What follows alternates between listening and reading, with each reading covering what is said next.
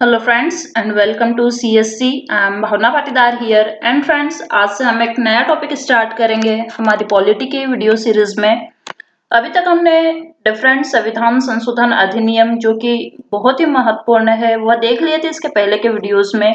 आज के वीडियोस में हम शुरू करेंगे हमारे आर्टिकल्स यानी कि अनुच्छेद। ठीक है, तो सबसे पहले इस सीरीज में हम पढ़ेंगे संघ एवं इसके राज्य क्षेत्र आज के इस वीडियो में।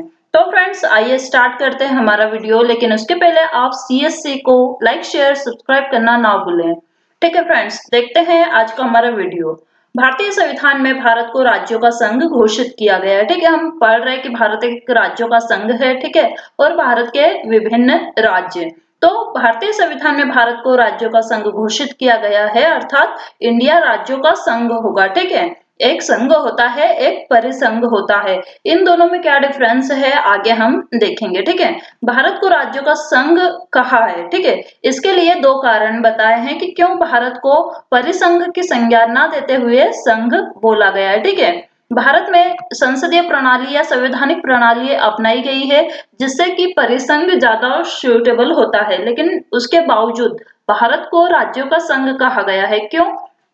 क्योंकि भारतीय संघ राज्यों के बीच किसी सौदेबाजी या समझौते का परिणाम नहीं है। ठीक है, हमने डिफरेंट स्टेट्स या राज्यों से कोई समझौता नहीं किया है कि ठीक है आप आइए भारत में मिलिए, इन इन डील्स पे कोई ऐसा सौदा नहीं हुआ है, कोई समझौता नहीं हुआ है। ठीक है, दूसरा यह है कि संघ का कोई भी राज्य भारत से अलग होने के लिए स्वतंत्र नहीं है।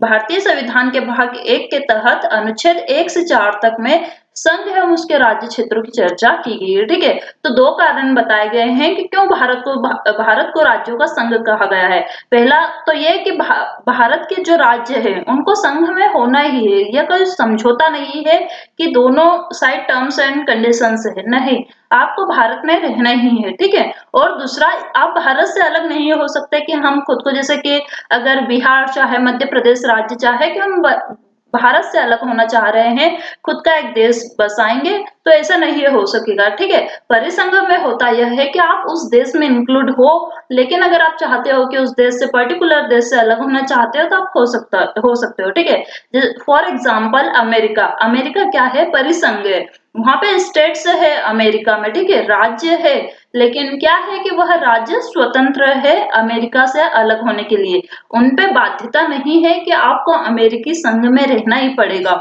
इसलिए अमेरिका परिसंघ का उदाहरण यानी कि एग्जाम्पल है। ठीक है, और ये जो है भारतीय संविधान में कहां से कहां तक, आर्टिकल 1 से लेकर 4 तक में क्या है, संघ एवं उसके राज्य क्षेत्रों की चर्चा की गई है।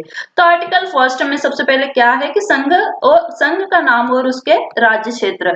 ठीक है, तो हम देखते हैं कि हमारे मूल संविधान में कितने आर्टिकल है, 395। ठीक है, उसके बाद विभिन्न संविधान संशोधन होते गए, आर्टिकल जोड़े गए। ठीक है, तो हम आर्टिकल देखेंगे one by one step wise. ठीक है, आर्टिकल 1 यानी कि संघ का नाम और उसके राज्य क्षेत्र। आर्टिकल 1 में संघ का नाम दिया गया है यानी कि भारत, और उसके राज्य डिफरेंट राज्य जैसे बिहार, मध्य प्रदेश, राजस्थान, उड़ीसा, तमिलनाडु, कर्नाटका एक्सेट्रा। ठीक है, अनुच्छेद 1 में कहा गया है कि भारत राज्यों का संघ होगा। ठीक है, फर्स्ट आर्टिकल में ही बताया गया है कि भारत क्या होगा, परिसंघ न होते हुए राज्य का संघ होगा।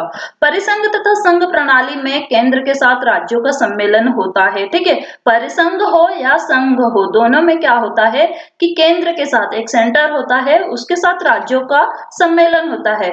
केंद्र के साथ सम्मेलन राज्यों को आना ही पड़ता है। ठीक है, दोनों में अंतर क्या है कि जहां परिसंघ में राज्य केंद्र के साथ किसी संधि समझौते के तहत शामिल होता है, अब परिसंघ में क्या होता है कि वहां पे कुछ टर्म्स एंड कंडीशंस रहती है जिसके थ्रू राज्य उस परिसंघ में शामिल होता है, लेकिन संघ में ऐसी कोई कंडीशंस नहीं रहती। ठीक है, तो यह है आपके परिसंघ और संघ में डिफरेंस। संधि से अपने को अलग कर सकता है, तो परिसंघ में क्या होता है कि राज्य किसी संधि के थ्रू इसमें किसमें परिसंघ में इंक्लूड होता है। ठीक है, लेकिन अगर वह संधि को तोड़ दिया जाता है तो वह फिर अलग भी हो सकता है उस परिसंघ से, तो यह होता है परिसंघ। परंतु संघ के संदर्भ में राज्यों को यह स्वतंत्रता नहीं रहती कि वह जब चाहे संघ से अलग हो जाए। तो क्या होता है कि संघ में जो राज्य है उनके लिए यह बाउंडेशन है कि आप स्वतंत्र नहीं हो सकते हो। ठीक है, भारतीय संविधान के तहत भारत के राज्य क्षेत्र के अंतर्गत 3 प्रकार के क्षेत्र सम्मिलित है। तो भारत एक संघ है, किसका संघ? राज्यों का संघ। और उस राज्य क्षेत्र के, भारत के राज्य क्षेत्र के अंतर्गत किस प्रकार के क्षेत्र सम्मिलित हैं? राज्यों के राज्य क्षेत्र, ठीक है, डिफरेंट राज्यों के जो राज्य क्षेत्र है, हम हमारे यहाँ डिफरेंट स्टेट है, उनका क्षेत्र राज्य क्षेत्र हो गया। संघ राज्य क्षेत्र कौन से? Union territories.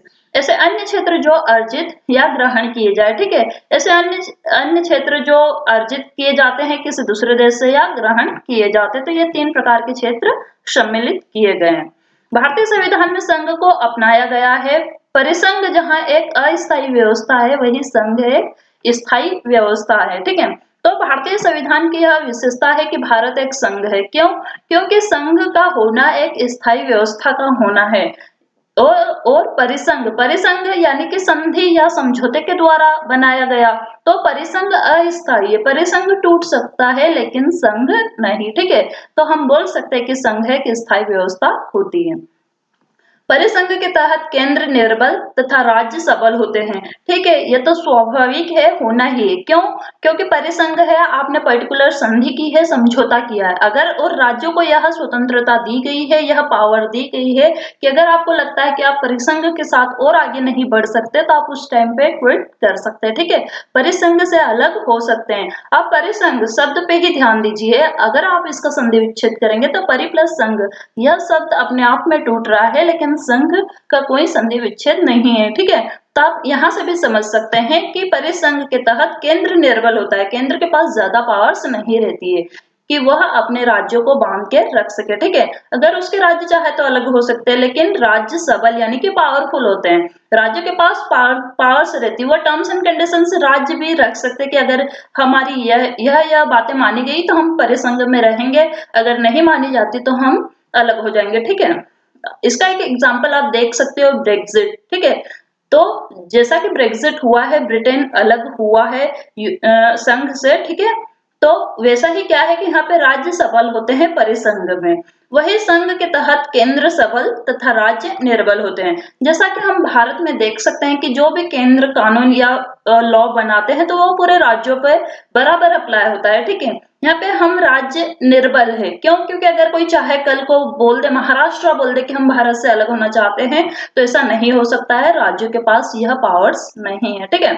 भारत संघ के प्रत्येक राज्य क्षेत्रों का नाम तथा उनके तहत आने वाले क्षेत्रों का विस्तृत वर्णन संविधान के अनुच्छेद 1 के तहत प्रथम अनुसूची में उपबंधित किया गया है, ठीक है, कि राज्यों के नाम क्या होंगे और कौन कौन से क्षेत्र आएंगे, ठीक है।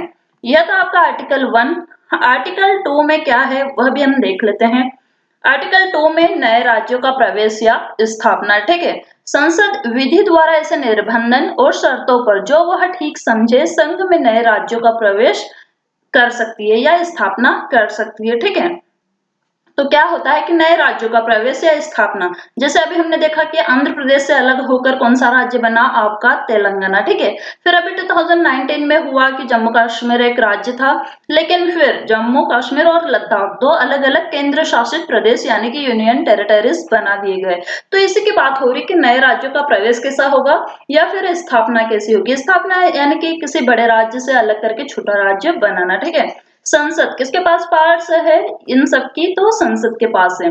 संसद विधि द्वारा ऐसे निर्बंधन और शर्तों पर जो वह ठीक समझे संघ में नए राज्यों का प्रवेश या उनकी स्थापना कर सकती है, ठीक है। तो संसद ऐसे कानून, लॉ या विधेयक ऐसे ला सकती है, पारित कर सकती है जो वह ठीक समझे, ठीक है। और संघ में, कौन से संघ में? भारत संघ में नए राज्यों का प्रवेश या उनकी स्थापना कर सकती है। अनुच्छेद 2 के अधीन संसद को 2 प्रकार की शक्ति प्राप्त है। अब ये कौन से 2 प्रकार की शक्ति है हम एक करके देखेंगे, ठीक है। पहली कौन सी है कि नए राज्यों को संघ में शामिल करने की शक्ति, और द्वितीय नए राज्यों को स्थापित या गठन करने की शक्ति, ठीक है।